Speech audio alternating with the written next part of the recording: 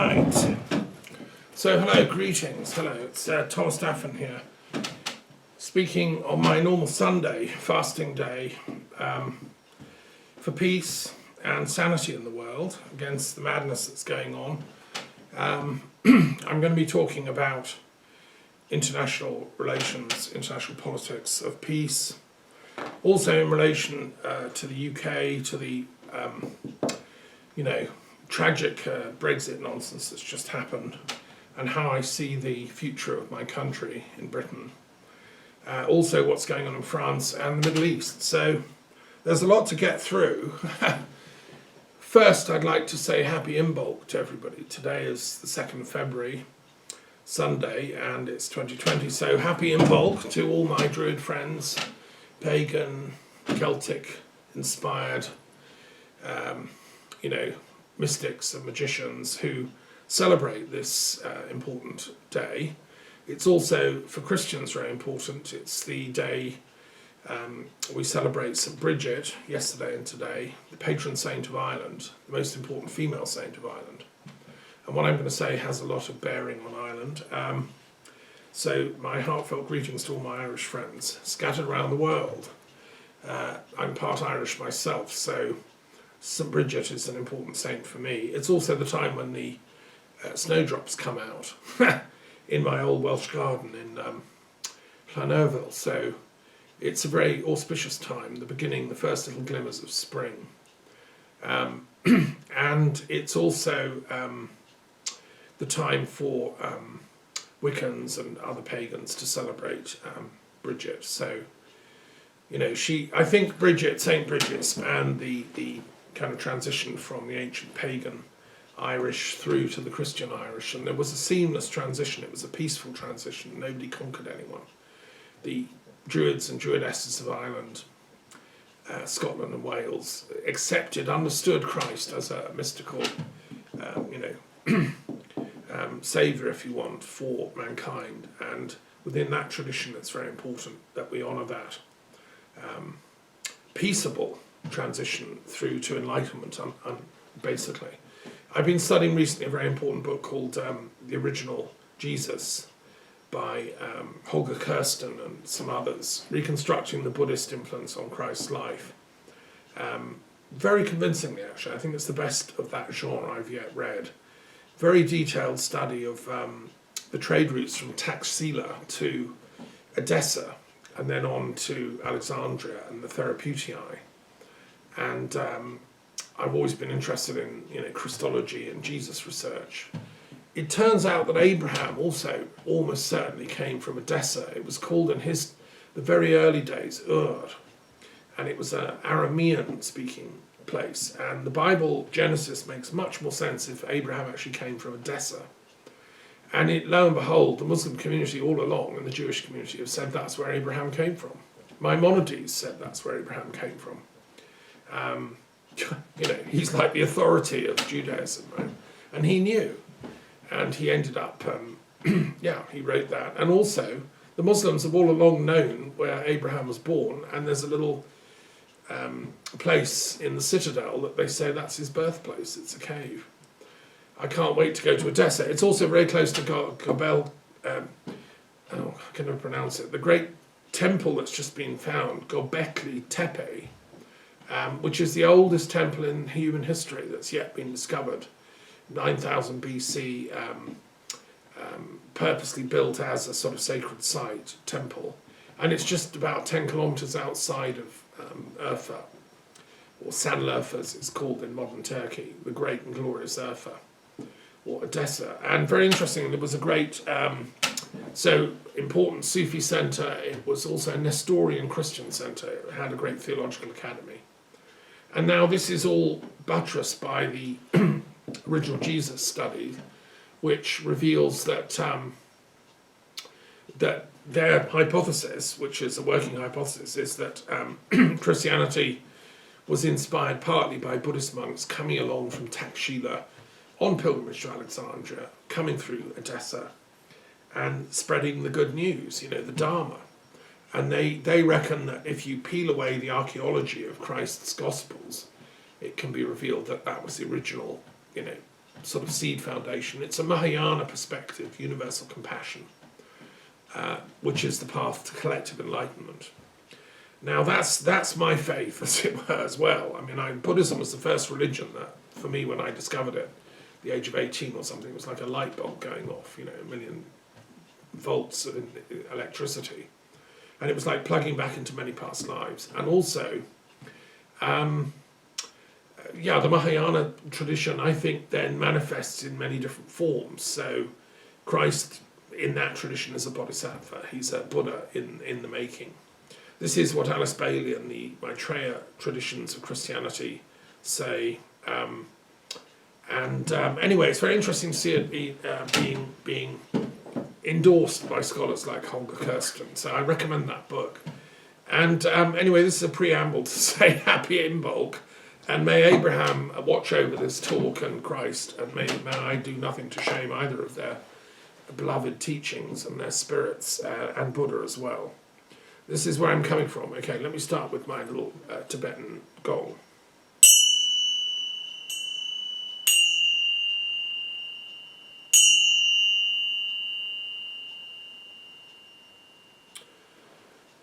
Right, so just, by way of introduction, I'm a philosopher and I'm a metaphysician and an esoteric teacher, a historian, but I'm also very interested in political theory. I have to be, as a trained academic of peace studies and conflict resolution, and that's where I'm coming from, all of that. I'm also a poet. I've been reading the memoirs of Pablo Neruda recently. They're absolutely amazing. If you don't know them, read them. He talks about the public duty of the poet and to speak out against fascism, corruption and evil, basically, the kind that brought down his government that he served in with Allende, who was shot to death by fascist forces inspired by Kissinger and the CIA. That's what we're up against. I'm with Allende. Okay, so I had a dream last night. I was thinking, how can I possibly speak now after Brexit? What is there left to say? I've been saying for a year, I've been speaking, and the British corrupt establishment just goes on its way, buttressed by the BBC, the media, the right-wing newspapers, as if nothing matters apart from their agenda. I mean, we've got the creation of a narrative that they've been implicated in ever since the fake 2016 referendum, which was pre-decided, as a carte blanche for Brexit, even though we were told it was advisory only. People believe that. There's an awful lot of questions to ask and answer, which of course the media aren't doing. So it's left to independent media, things like this, YouTube and stuff, to speak out. I think what came to me in my dream last night is what this is ultimately about and why I feel so strongly about it. People say to me, just grow up, get over it, Brexit's happened, just, get a life. Well, ultimately, you see, it's about truth. Christians believe that Christ was the incarnate Word of God. The Word is what speaks the truth. Islam believes that the Quran is the incarnate Word of God, incarnated through Muhammad. They agree on the importance of the Word. And if we lose our belief and faith in the Word, whether at that metaphysical cosmic level, and in Buddhism it's called the Dharma, that's the absolute ultimate veracity, that's all that remains of the Buddha. When you and I are long dead and everything that you see here, my house, is all gone to ash, and even when this entire planet is just a remembrance in the cosmic records, the Dharma lives on, the Word lives on, the Word that Christ taught, because it was enlightened, the Word that Muhammad channeled, because it was enlightened, mostly on a good day. You have to read my commentary on the Quran to get my views on that. So the Word really does matter, but the Word that speaks lies, that endangers the ontological guarantee and safeguards of our entire planet. Once we permit lies to be spoken as if truth, that is the unravelling of everything. It's like the metaphysical equivalent to the nuclear atom bomb, which is the unravelling of energy, unleashing it in a chaotic explosion or a destructive explosion. That's what lies are. And what upsets me about Brexit is a threat to the ontological integrity of my country, the UK, my continent, Europe, and ultimately to the world. And that's why I'm so, on this case, because I'm a philosopher. And my duty is to speak the truth, to love wisdom, to love the truth. But also, that means you have to hate evil and ignorance. And that's the downside. It's not an easy job. Being a teacher, it's much easier to go along with the crowd and say, oh, yeah, fine, Brexit, yeah, fine, Boris Johnson, yeah, he's quite allowed. Just forget it. But I'm not prepared to do that because of the unravelling of the ontological integrity of my country and all that I believe in. I'm not prepared to let such a flagrant lie as Brexit go unchecked. And I will continue to speak out against it until somebody finally reverses this, and until the British people collectively and the Scottish and Irish and Welsh people collectively come to our senses and reverse it, which we can do. And I'm going to show how in the later part of this talk. So truth is very important. Now, the trouble is Brexit comes at the end of a long sequence of untruths. We're punch drunk as a culture and as a world. We're suffering from a surfeit of lies.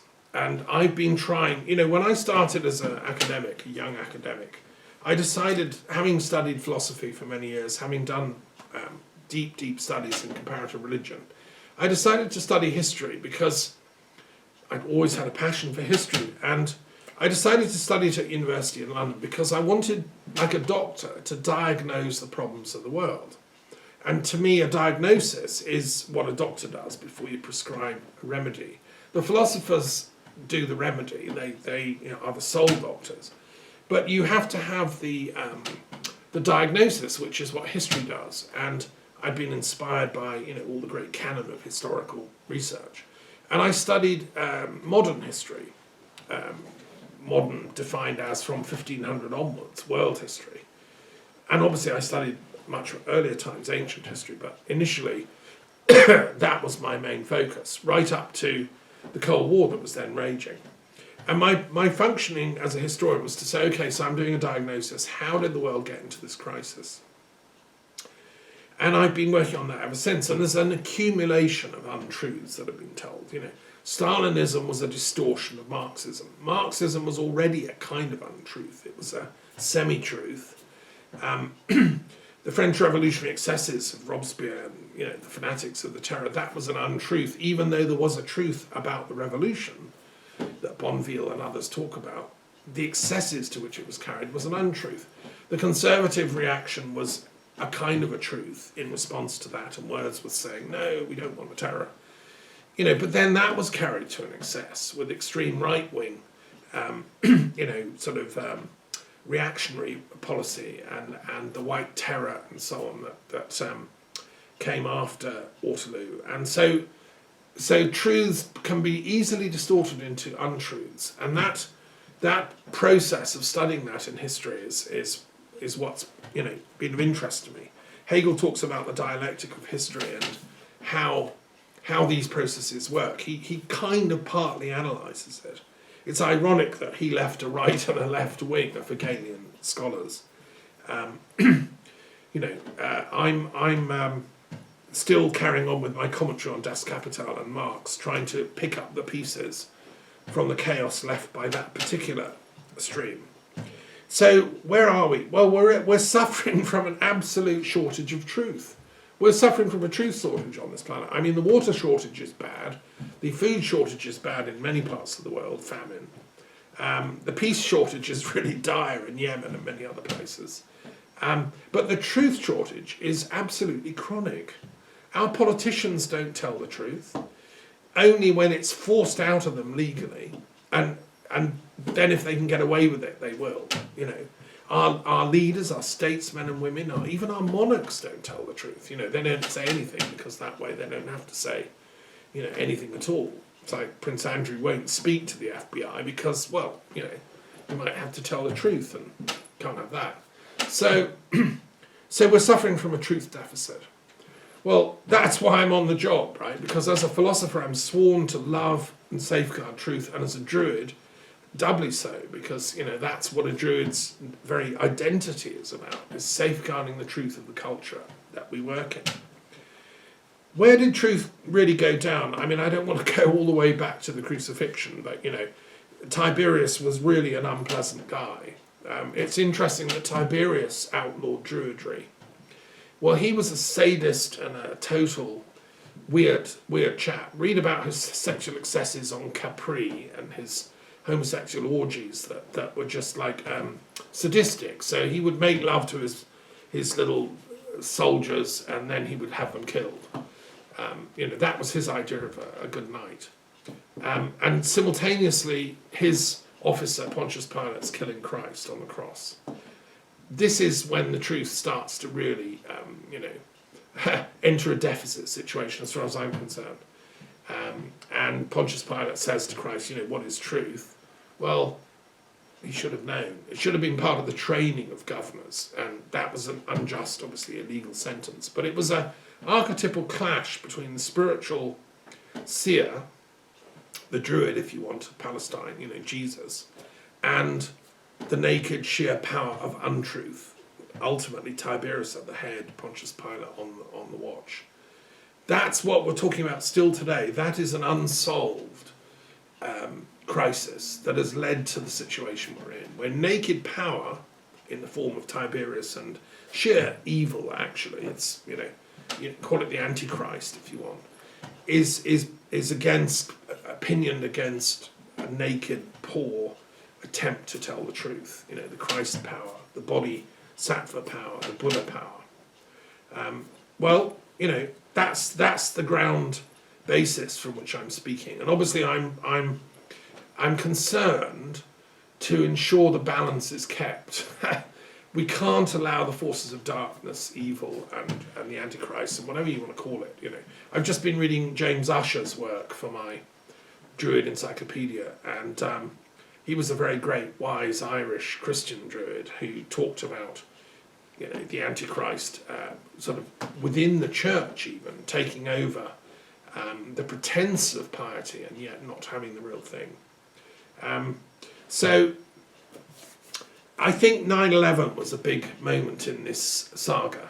I could go back to the origins of World War I and the fake anti-German propaganda that was whipped up in the city of London, and the diabolical untruths that were told on all sides. I think the recent work by Scottish historians exposing that is very revealing and should be taught in all university courses on the origins of World War I. It will take a while to filter through, and once the archives are seriously gone through, then we can establish whether this is true. Now, the reason I studied as a historian is because I wanted truth. I still do. History is the discipline that allows us to find truth, and that's why I wrote a book about 9/11, which I published just a few months ago. The first ever proper documented, in-depth study of the history of 9/11 and what caused it, who was behind it, who might have been behind it. And it's a series of hypotheses. I mean, I'm a professionally trained historian. There's no way we know who was behind 9/11. What I do say in the beginning, having explored it, is that the official narrative of the Bush presidency is untrue. And I explain why. I give all the details. So, and this might be news to some people listening to this talk. Once you know that, and I explain what is knowledge, historically speaking, how can we know anything? Well, there are procedures, historians have developed ever since Herodotus and Thucydides and the first historical writings over 2,400 years ago. We've developed certain criteria in canon to distinguish what is true and what is false, and I go into that in great detail. It's a study of the philosophy and the ethical implications of 9/11, as well as the historical study. But the fact is, take it from me, read the book, dispute me. I mean, if you think I'm wrong, please write. I'm a proper historian, I can take it on the chin. I think it's proved beyond a shadow of doubt, and I mean that the official narrative of the Bush dynasty was false. The Twin Towers and the other attacks were not just done by 19 Al-Qaeda people and bin Laden. There was a team of operatives operating, at a higher level. The question is who and why and who paid for it. Well, I've gone into that in the book. So, but you see, this was kept from us, the people. I only found this out through dogged research over many years and through meeting people that told me, American friends that came over to Britain in about a couple of years after 9/11, and said, Thomas, that whole story of 9/11 is not true. It was what? It never dawned on me that could be the case. And then the more I've looked into it, the more I've realised that's the case.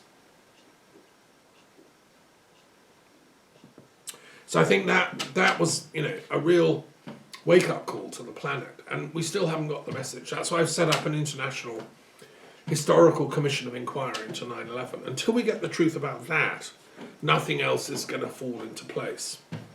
And you can say, well, why not just forget it? Just accept the lies. That's the truth that we've been told. Accept that. Well, no, of course not. That goes against all my professional training as a historian at the University of London. You don't accept lies and fake truth. That's absurd. That's like a doctor on a cancer ward accepting some other doctor's false diagnosis of his patients that he knows are dying of cancer, being told they've got tonsillitis. I mean, I would be failing in my medical duty as a doctor if I let them get away with that. And I'm not the only one. This is not. But I am the first trained academic historian to actually go into depth on it. Other people have pioneered the way, and they're all very important writers. There's a great literature developing, which I reference in the bibliography of my work. It's a fully comprehensive thing. So that's the first untruth. Now, what followed from that was the next untruth, which was the Iran-Iraq conflict. The Iraq invasion by Blair and his little lackey, Bush and his lackey Blair, which was, at the time, about 1,020 million, at least, Brits felt there's something wrong with this narrative. There's a rush to war going on here. It seems a bit premature. We don't really know what happened in 9/11. It was a sort of feeling of unease. What we did know is that Saddam Hussein had absolutely nothing to do with 9/11, just absolutely nothing. And so I was one of those million people that marched up and down in London protesting the war on the eve of 2003 invasion of Iraq, because the poor Iraqis, were actually a really amazing people. I have friends who are Iraqi. I mean, I've not been there, but I'm a great lover of Agatha Christie. She was there in the 1920s, met her husband there. I'm a great lover of archaeology. Iraq is a mecca for archaeologists. It was an amazingly sophisticated culture. Had a great university where they taught T.S. Eliot and translated him into Arabic. Why on earth would we want to invade? I mean, Saddam was a bit of a monster, but he was a kind of, by Arab standards in that culture and that time, he was much better than what came after. And I'll leave it to my Iraqi friends to confirm or deny that. But the chaos of ISIS and the total breakdown of Iraqi culture is absolutely and utterly shocking. And it was unleashed by the lie that America and Britain unleashed on that region, which is a beautiful and amazing historical region. I mean, I'm one of those old romantics that is lamenting the loss of the House of Wisdom, the Beit al-Hikmah of Baghdad, where they used to do Hindu studies and philosophy, and the Caliph Mamun wanted to gather all the libraries of antiquity. I say, stop with the wars, enough of the wars, let's have more libraries. So that was another adding to the lies, so to speak. And the Chilcot inquiry didn't resolve it. Chilcot inquiry was limited, never allowed to look at the sequence of events from 9/11 up to the Iraq invasion, those 3 critical years. Therefore, never able to join the dots. Deliberately so, I think. I'm sure Gordon Brown would have wanted to, but for some obscure reason, prime ministers seem to have to buttress themselves up against a legacy of lies. And they're told, you can't look in that box, you can't look in that box. That's top secret above prime minister rank. and otherwise, just plain ignorance. That's the other possibility. But I suspect it was the latter, and he was told, you can have an inquiry into why the British Army wasn't properly kitted out. You can't have an inquiry into whether 9/11 happened and was justifiable reason for the 2003 invasion. Because don't forget, in the media at the time, it was trumpeted as if it was an excuse, both in Britain and America. And Blair played a critical and devious role in that. And, one of my friends recently has told me, Thomas, get over Brexit. Look, even Tony Blair's saying we should move on. I'm sorry, that doesn't work for me, that argument. Tony Blair was right in opposing Brexit, but he was pathetic in the strategy he adopted, which is useless. It failed. He had a lot of influence, a lot of wealth. He could have stopped Brexit if he'd have actually knocked the Lib Dems, Labour and Green Party together and had private meetings to ensure they stood at a joint ticket at the last general election. Of course Blair could have done that. But he's a fake mascot because I think he's deeply implicated in the lies that were told in 2000. Ever since 2001 down to 2003, he's endorsed the lying agenda, and therefore his joining the Stop Brexit ticket was actually a kiss of death. I think probably, technically, he's a war criminal still, and should face court. And he should tell the truth still about what he knows about 9/11 and events behind the scenes.